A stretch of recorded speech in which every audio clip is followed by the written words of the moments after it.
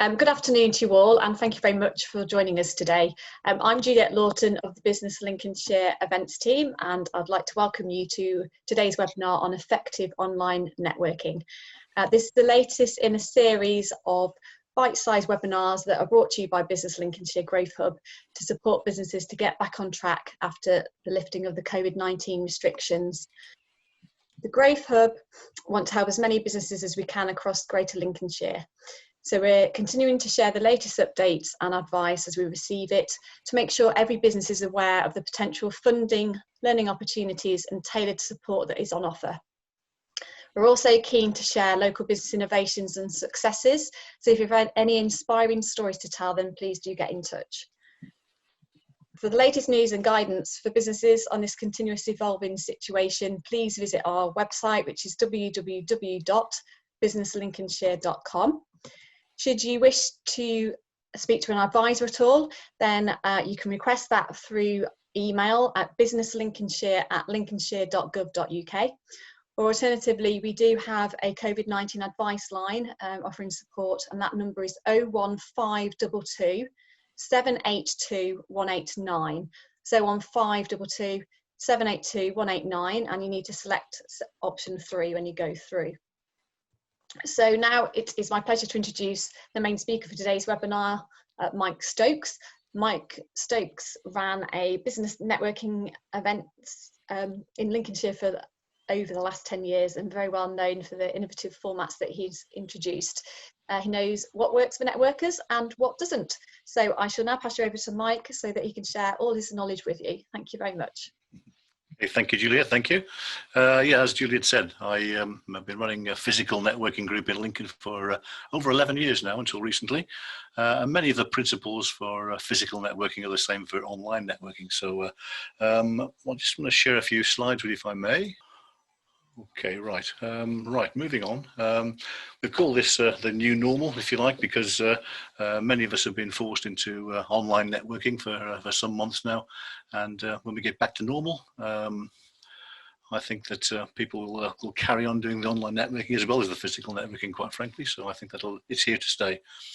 What I want to do today is cover how to present yourself in your business, how to look, how to sound, what to say, how to use the various Zoom tools during meetings, and then most importantly, having attended meetings, how to follow up afterwards and make sure you get the most from the meetings.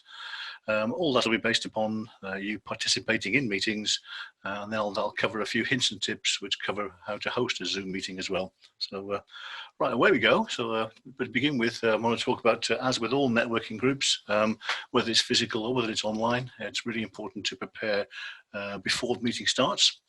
And the first thing to check is the actual timings and the format. When's it going to start and what's the format going to be? Will there be a session for you to present your business to the room? Will there be guest speakers? And two questions to ask of the host as soon as you're invited to a meeting, apart from the timings and the format. Find out in advance, will there be a list of participants issued afterwards? And will there be a copy of any slides used afterwards? Depending on the answers to those two questions determines how much work you're going to have to do during the meeting itself. So don't be afraid to go back to the host each time and say, okay, what's the format? What's the exact timing? When can I get into the meeting? Will I get details of attendees? And will I get details of any slides afterwards? As with all networking meetings, don't just wing it. Just make sure you prepare what you're going to say and use any props. It's important that you, we'll say a few words later on about how to format a presentation, but take it seriously, prepare a script, rehearse the script, and line up any props that you think would amplify the message you're trying to put across. Distractions, always embarrassing. Just make sure that there's no kids about to burst in the room and another dog. I always disconnect my landline so the phone doesn't ring during the session. So make sure that everyone else in the house, if you're working from home, understands you're on a call and you don't want to be interrupted to avoid any embarrassment later on. There's one or two excellent examples on YouTube of people who are being interrupted during meetings. It's quite entertaining. I recommend you keep a bottle of water or something around just to keep yourself hydrated during meetings. and make sure before the meeting starts, well before that, you check all the equipment, make sure that your PC's up and running. If you're using a headset, make sure they work. If you've got any lights, etc., make sure everything's working before the meeting starts, and then just check your appearance, check your background, check the sound before the meeting starts, rather than waste time during the meeting itself. So, how are you going to look then at your Zoom meetings? A few words about your actual appearance. You might say, how on earth am I qualified to talk about hair and makeup since I haven't got either? But we'll have a go anyway. Looking first of all at your hair, I've seen lots of people on Zoom meetings looking as if they've been pulled through a hedge backwards, quite frankly.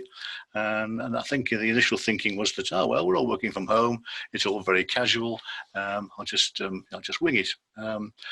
What I'm suggesting to you is that as regards your hair, if you have any, that is, at least make it look as if you've made an effort, for goodness sake.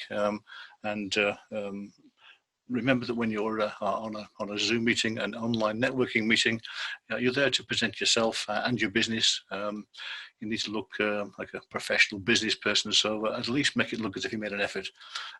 So the two pictures there, yes and no.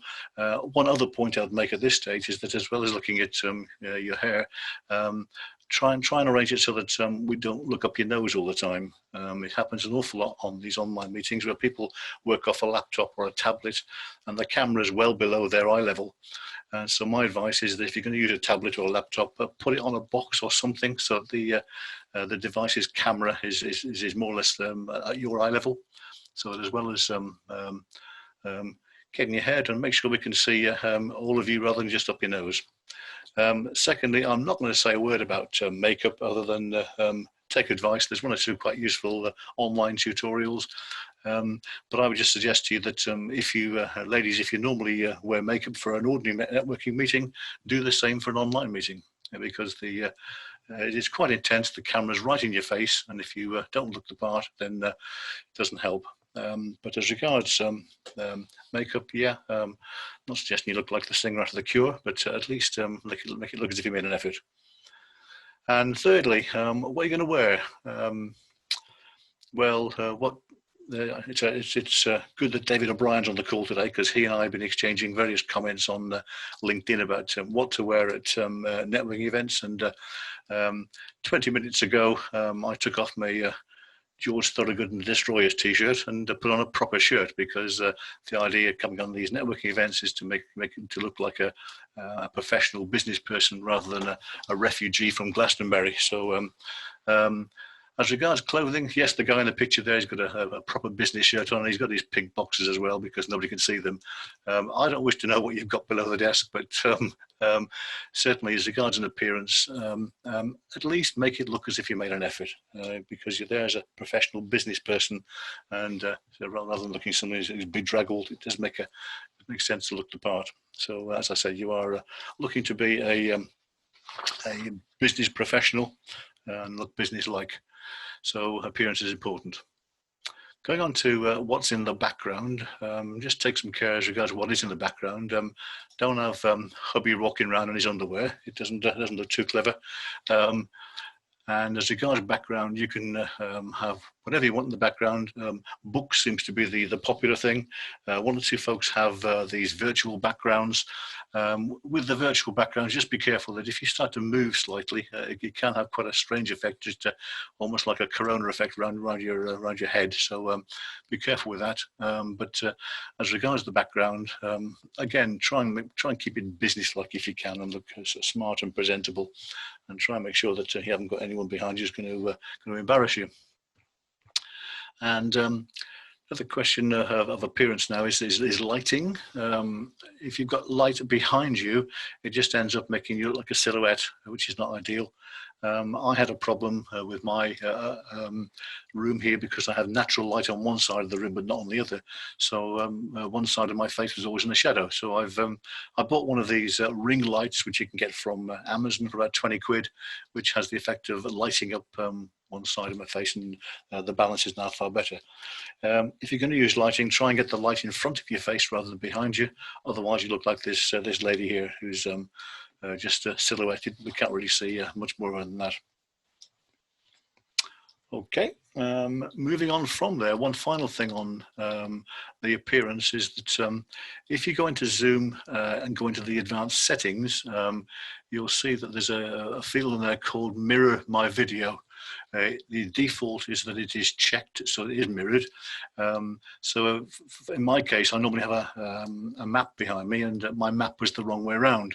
So you have to uncheck that field there, take off Mirror My Video, and then you appear on the screen as you would without the mirror effect. So that's another useful tip, but don't use the Mirror My Video feature. Okay, so all of that is just designed to help you come across professionally and as you wish to appear. And I'll just move on now to how you sound now. Again, what you use, I used to use speakers and a website camera, and the feedback I got from some people was that it's all very well, but it sounded as if I was speaking in a tunnel. The problem being that the volume from my speakers was feeding back through the webcam microphone, and made me look like a talking from the channel tunnel somewhere. So I've invested in a headset. I don't really like wearing a headset; it isn't that comfortable, but at least the sound quality is better for the people I'm talking to, and it also avoids me being distracted from the noises here. So just be careful that you don't get too much distortion on your sound. Test out the audio before you take part in a meeting, and don't be afraid to ask people that you trust for an opinion. How do I sound?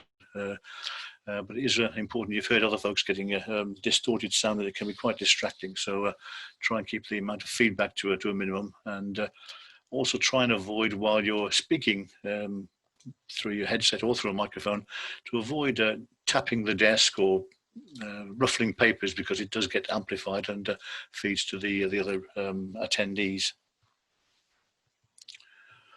Okay, on we go. So that's the sound. As regards what do you say at meetings, you normally get so 45, 60 seconds at most networking events to present yourself and your business to the room. And this meeting today is no exception. You will later on today. So you've worked out how long you've got to speak. So what are you going to say during that pitch? And I'll talk to you in a moment about what to include in your pitch. But again, don't wing it. Rehearse what you're going to say. Rehearse it and time it as well, and so that you make good use of the time available. Because you see a number of folks on the circuit who could have made better use, and don't make that person you. Make sure you do yourself justice.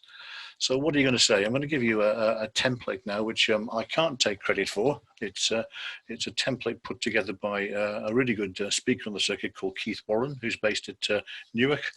And Keith's template for an effective pitch is as follows.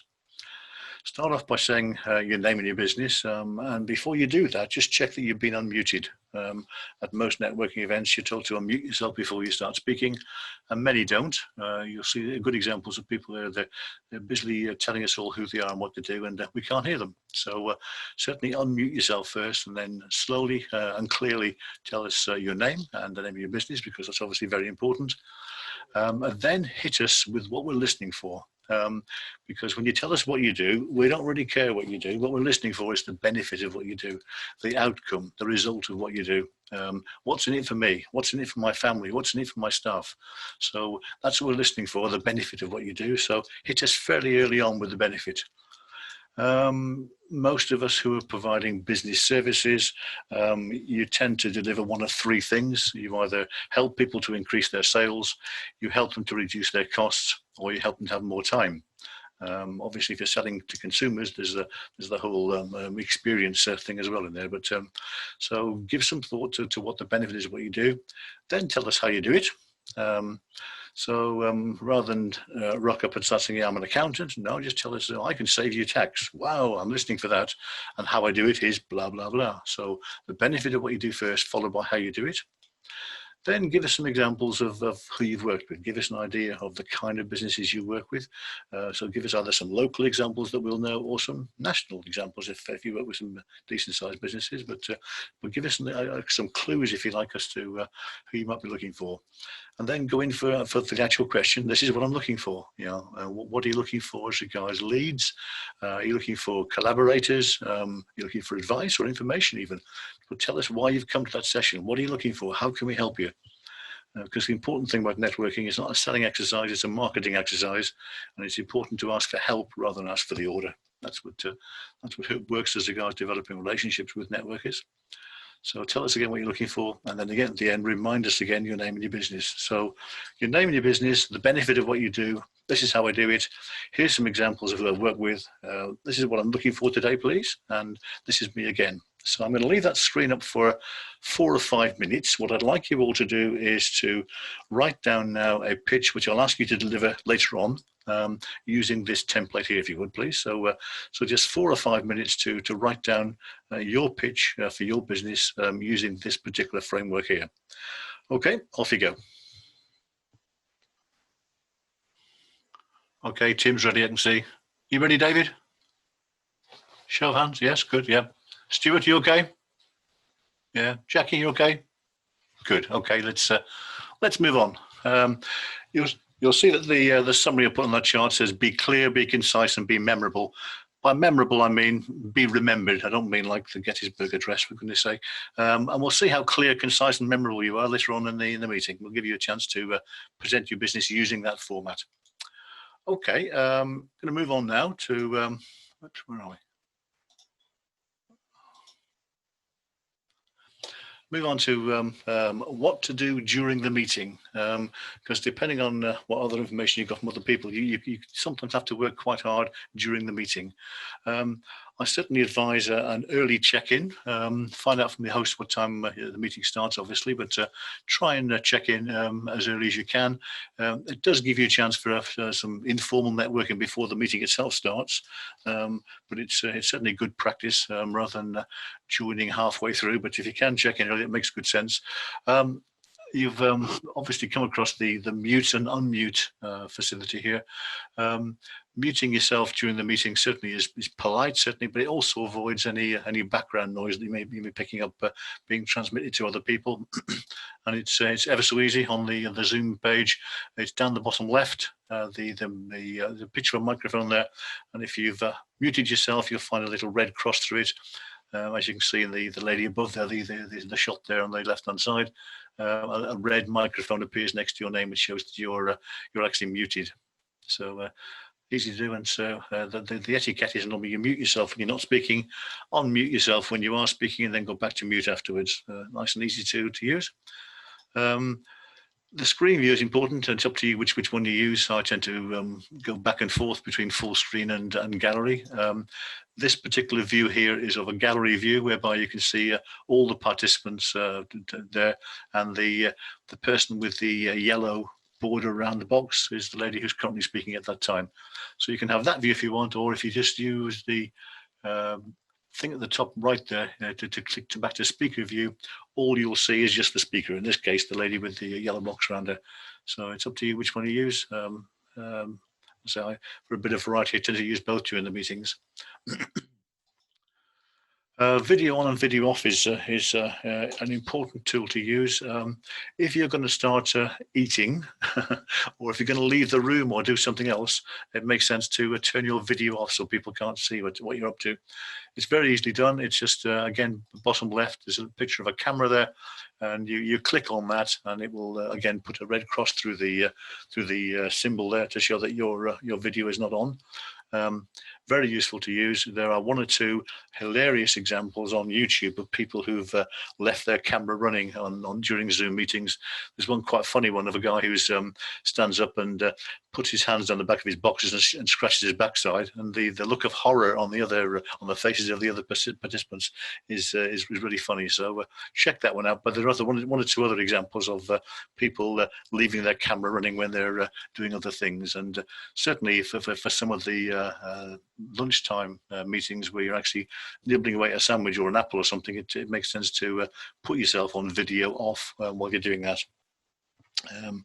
Partly because it's polite and partly because it can be a bit embarrassing.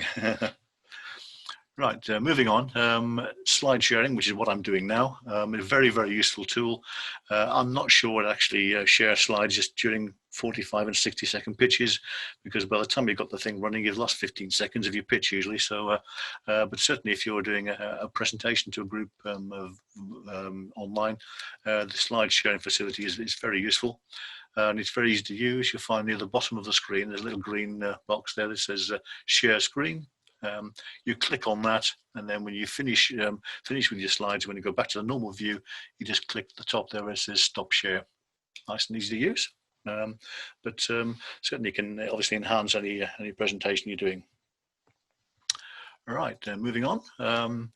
We mentioned earlier on chat box and Q&A. Q&As are usually set up for webinars.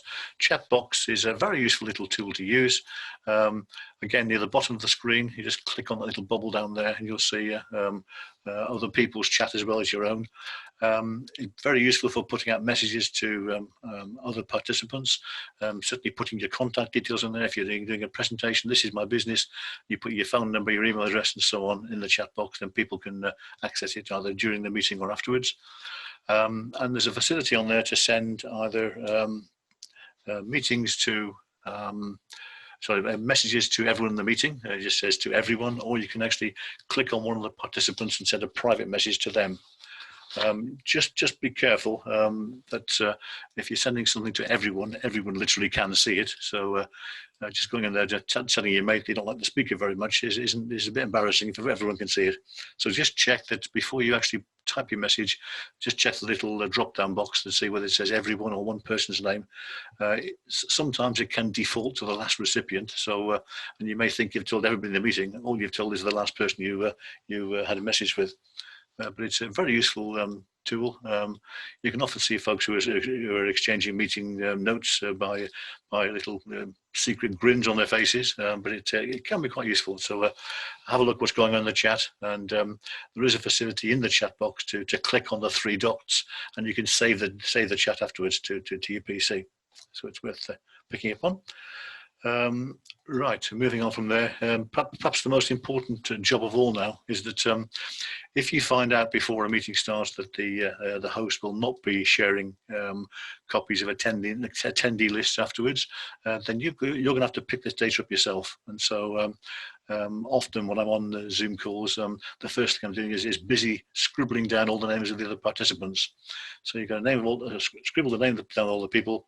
When they're speaking, you can obviously fill in there the name of the business and also details of what they do to compile a list later. But the whole point of networking, of course, is to make contacts and to develop relationships. So obviously a list of the attendees is very important. So it's obviously, if you're told before that the host will share a list of attendees afterwards, then you don't need to do this during the meeting. But certainly I make a list of all the attendees and scribble down what they do and notes for future contacts as well, of course.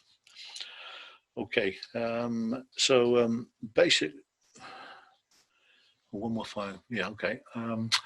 Following on from there, we've actually been to the meeting now, if you like, and taken part, but it's how you follow up afterwards that determines how effective your networking has been. First of all, any meeting you go to, it's fairly common if you go into an online meeting that people will try to connect with you afterwards through social media, and the etiquette seems to be that yes, you do accept that invitation to connect. So certainly, having just met people online, now you need to work harder to develop relationships, earning mutual trust, and perhaps even doing business together at some stage. But the next stage usually is to engage with them on social media. I tend to check out all the folks I've met on online networking events on LinkedIn first of all, see what they're about, and learn more about their business, and offer to connect. You've done a list of attendees during the meeting, and you've got names and business names and a few notes about what they do. It's now important now to fill in the gaps. And so you're going to go. You're going to look at LinkedIn, especially look online at people's websites as well to try and get phone numbers and email addresses.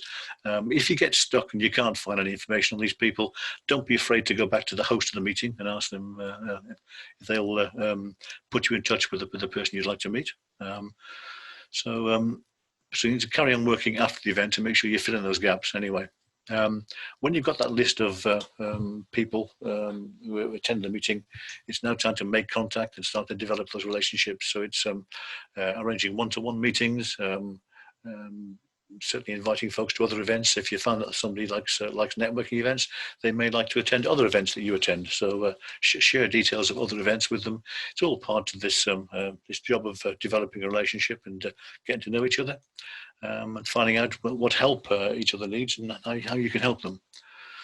I also try and make a point of recording where I get any new leads from, and that way you can find out which networking events work better for you than others. Spend more time on, and if another group isn't working for you, just ask the question why it isn't, and it might just be something you're doing differently or wrong. So it's one final point there is that having spent time looking at how you look, how you sound, and how you perform, you'd like to get an idea from somewhere: is it working for me?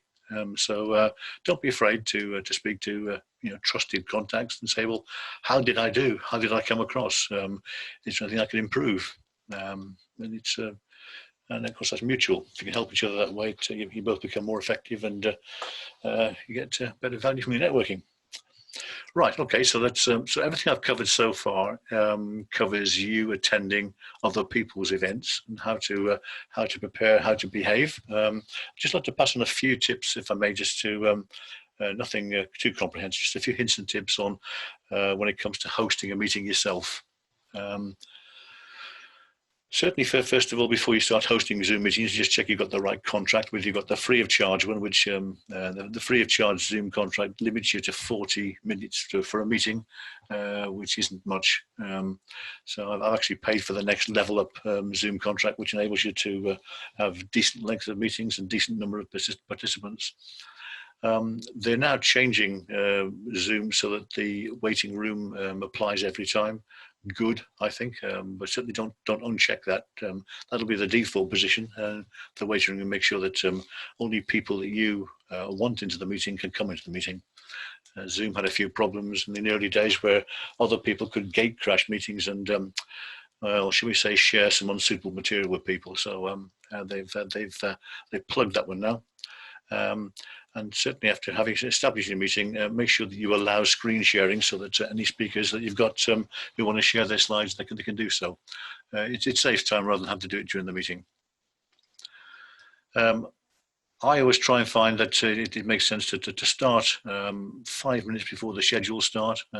People normally try and get into meetings in the 2 or 3 minutes beforehand. So if you can get in there maybe 5 minutes before it starts, and so that you're there before the others. And as regards to timings, my advice is to be quite strict if you can.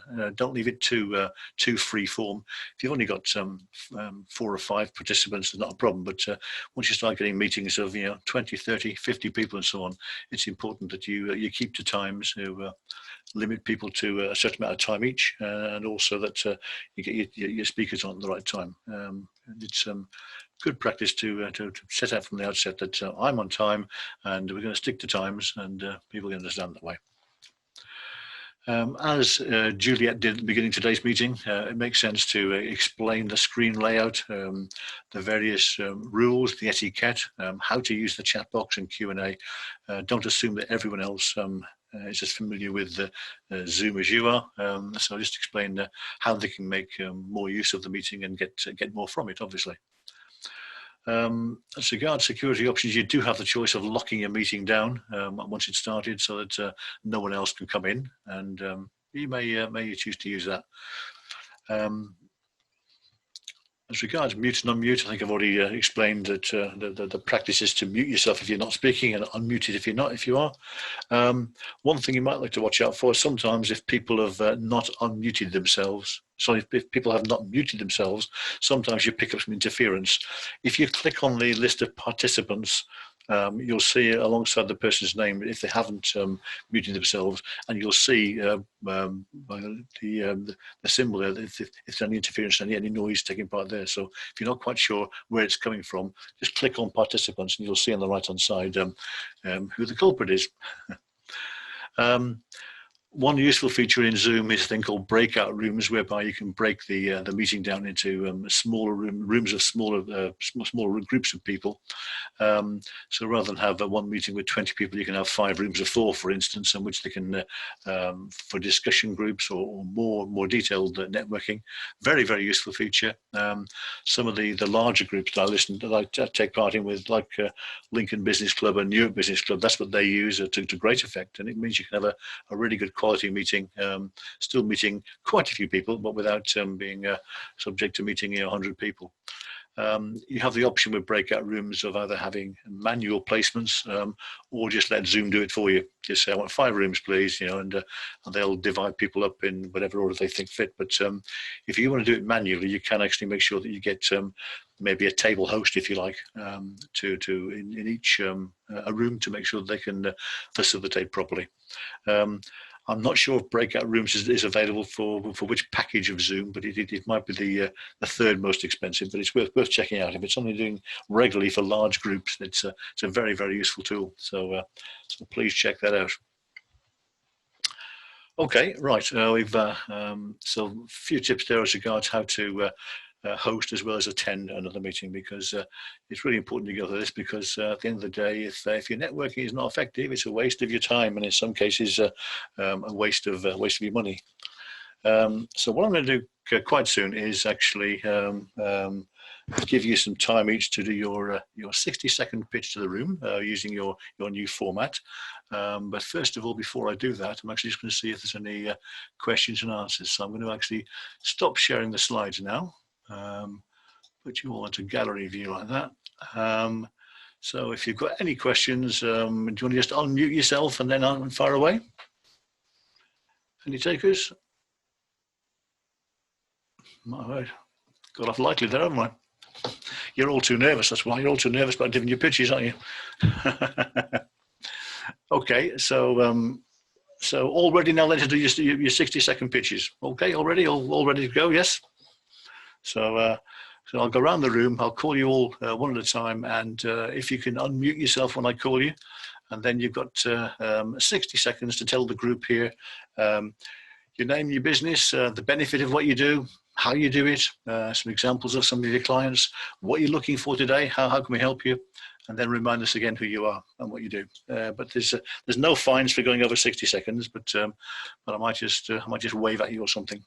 Okay, so obviously I'm going to start with somebody I know. David, would you like to just unmute yourself, please? And you've got 60 seconds to tell us all who you are and what you do. Thanks very much, Michael. Mike. So I'm David O'Brien, business doctor. I help business owners to have a clear vision of where they want to take their business in the next 3 months, the next 3 years, and more importantly, how they're going to get there. I do this by working one-to-one and also running a mixture of free and paid workshops and seminars. I work with manufacturing businesses, professional services businesses, in fact, most types of businesses. With more and more people setting up a new business in 2020, we've just launched the Startup Club aimed at businesses who are just starting out or in their first 12 months. So if you know anybody who's just setting out on their business journey, I'd love to have a talk to them. So I'm David O'Brien, business doctor based in Lincolnshire. Really good information about the startup group, David. I ran a group in Lincoln about 8 years ago called New to Business, and you, like I, are surrounded by experts, and it's amazing you can get experts to help the newbies, and they don't need to make the same mistakes we made then. So good luck with that one anyway. Yeah, thanks. Good. Okay, thanks, David. Thank you. So where should we go next? Jackie, do you want to go next, please? Hello, everyone. I'm Jackie Adams from Tick HR Solutions. There's a bit of a clue in there, being HR, and I help business owners and managers sleep easy at night by taking away the stress and worry about all things to do with employing people. So ensuring compliance with employment law and HR best practices. I do this with small businesses who don't have their own HR team or department or function or any sort of capability in the HR sector at all. And what I'm looking for are business owners or managers that are currently struggling through obviously the stuff that we've all been going through of the recent months. And There are a lot of people that are looking to restructure and review their organisational setup, which I'm sure David will know with his clients. So I'm looking for business owners that need some help and guidance to ensure that they follow the correct procedures and best practice. So that's me, Jackie Adams at Tick HR Solutions. Excellent, thank you, Jackie. Going well so far, well done, excellent. Where should we go next? Robin, not met before, welcome to you. Do you want to tell us, just unmute yourself first, then tell us who you are and what you do? Oh, good afternoon, everyone. Robin Miller of Beaker Products Limited. We manufacture a building system which is focused on low energy construction. It's been around for a number of years now, and it's gradually taking greater position in the market and becoming more popular. Sometimes described as Lego for adults, it's quick and practical to build, and it provides very energy efficient, down to passive house and levels of energy efficiency in construction. We work with anyone who is doing construction, architects and builders, but increasingly self-builders. Those people are looking to build their own homes, and many of them want to have a bit of a hands-on approach to it. So we were very much at the forefront of the modern trend in environmental conscience. So we're looking for anyone who's interested in building energy efficiency, low energy, and practical construction. Again, Robin Miller, Beaker Products Limited. Thank you. Thank you, Robin. Thank you. I like the term Lego for adults, because anyone who's a grandparent will know Lego is for adults. Excellent. Thanks, Robin. Thank you. Where should we go next? What about Stuart, please? Do you want to go next, please, Stuart? Hello, everybody. I'm Stuart Clegg, and I do everything payroll and workplace pensions. What I can do for you is free up your time so you can build your business, spend more time building your business rather than doing the back office work. I deal with everything from helping people who are just starting up, so setting up a PAYE, a pension and dealing with the pensions regulator, through to troubleshooting established companies who've got into trouble with their payroll. I work closely with bookkeepers and accountants who are wanting to outsource their payroll, and I work closely with Jackie from Tick HR and Julie, an accountant. So together we provide the full back office function for your company. So yes, that's me, Stuart Clegg Payroll. Okay, thank you, Stuart. Thank you. Excellent. Tim, not met before. Do you want to go next, please? Sure, will do. There we go. Need to be a bit more secure on that. Okay, hi everyone. I'm Tim Caldwell, and my business is Tim's Running World, which I set up in May this year. So I'm a work behind the ears entrepreneur. I help busy professionals achieve their running and fitness goals by providing face-to-face and online coaching and training plans. In turn, people feel more confident, happier and fitter, meaning they're more capable than they ever thought possible. I've worked with people from their 20s to their 60s, men and women of all abilities, and goals ranging from completing a 5K up to running a sub 3-hour marathon, as well as various weight loss goals in my capacity as a personal trainer as well.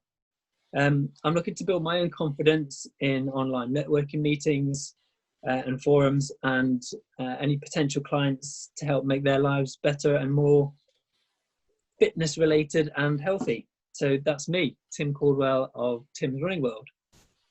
Okay, thank you, Tim. You might want to contact David O'Brien about his startup group. That could be useful for you. Yeah. Okay, good. I think that's it. Mark has asked not to do a pitch. Is John Watkinson still there, or has he disappeared now? I think he's gone. And Shirley Mackay, she seems to have gone as well. So I think that's probably it now. I think we've done them all now. So what I forgot to mention to you earlier on is that if you are doing hosting your own meetings and you're giving people a certain amount of time, it doesn't make sense to have something like this, which you can wave in a polite way without, but it certainly gets the message across. Okay, so that's probably it from me now. Any more questions at this stage before I hand back to Juliet to close the meeting? Nothing at this stage? Yeah, yes, Stuart. I've not hosted a Zoom meeting. As a host, can you mute everybody yourself? Or do You can indeed. You can indeed. It's the best thing about being a host is you can just go push and you can mute everyone all at once. And I always wish I could do it during ordinary meetings as well as Zoom meetings. Okay, thank you. So yes, it's a very useful tool. Yes, you can mute everyone and unmute them as well. Okay, any more? No? Okay, so Juliet, you want to just top and tail the meeting? Okay, will do. Thank you very much for that, Mike. Really interesting session. Thank you very much for your insights, and I hope everyone found that valuable. Really good to hear your pitches as well. I think you all did very well, so brilliant job. So thank you very much, Mike, for everything you've done today, this afternoon, and thank you also for joining us. We are very keen on hearing your thoughts on today's webinar, and we'll send you a survey on the presentation via email shortly. I would really appreciate it if you could take some time to complete it. It only takes a couple of minutes, and provide us with some feedback, and including any suggestions of topics that you would like to see delivered at future webinars. We are looking to deliver a programme through until at least Christmas, so if there's any burning topics there that you think would be really helpful for yourselves or other businesses that you work with, then please do let us know. Also, just to remind you to keep an eye on the website for the latest updates to get your business back on track, and if you've not already done so, please subscribe to the weekly newsletter at www.businesslincolnshire.com. That's sent out on a Friday with all the latest updates, any grant information, etc. and that, so it might be useful if you've not already subscribed to it. Also, just to let you know of our next couple of webinars that we've got coming up. We have one on Tuesday, that's the 28th of July, and that's looking at redundancy support for employers. And then on Thursday next week, we've got an innovation showcase, and that is looking at how Lincolnshire businesses have adapted during COVID-19. And so we've got a panel of 3 Lincolnshire-based companies who are going to talk to us all about how they've reinvented their products and services during this time, and their challenges, and also the successes of that too. So if you would like a bit of inspiration, some ideas, then please do join us next Thursday for that. There are also a lot more webinar topics available on the Business Lincolnshire website. So if those topics aren't for you, you may find some of the things there that will support you in your journey going forward. You'll find those under the events menu on the Business Lincolnshire website. So finally, just again, on behalf of Business Lincolnshire and our presenter, Mike, today, I'd just like to thank you all again for joining us. We hope that we will see you again at a webinar soon, and please enjoy the rest of your day. Thank you very much. Goodbye.